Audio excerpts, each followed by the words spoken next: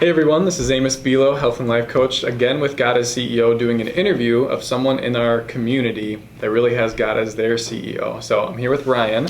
Ryan, why don't you just tell us who you are, what you do, and then we'll get into a little bit more about you. My name is Ryan Konz. I'm with American Bank Trust. Do mortgage lending here.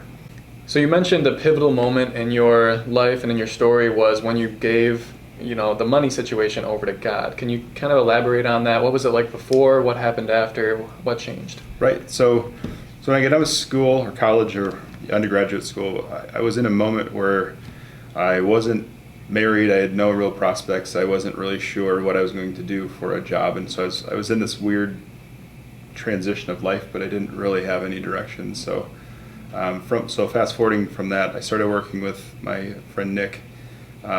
And he said this phrase to me, and he kept saying it to me. He said, "Don't think of it as you're giving 10, but think of it as he's letting you keep 90."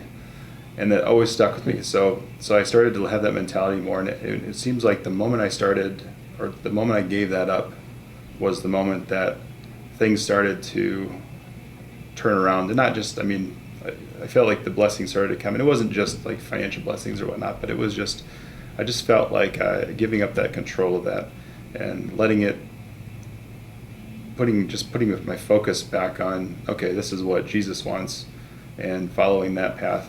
So from there, I started to tithe, and my life just seemed to fall into place. The things that just were lining up.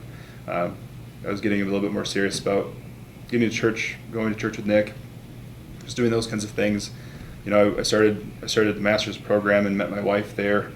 And she was already faithfully giving, so it was kind of a nice alignment from just the Lord preparing me to meet her from that standpoint, and it just made everything else fall in place a lot better from my life perspective. So having had that experience with that friend, and having him show you that God isn't just the God of Sunday, how has it influenced the way that you interact with people? Do you have any stories as to what you've been able to do for them? Yes, I have had moments where I've actually not directly prayed with a customer or client, but I've had moments where I've prayed for them and just kind of seen some shifts in their life be based on kind of what the Lord has kind of done and intervened in certain areas of their life. So it's been really powerful to see that work. Thank you so much again for giving us your time and for speaking to this, because this is something that a lot of people do struggle with or think about and need encouragement and support on. So hearing your story is very helpful. Thank you, Amos. Mm-hmm.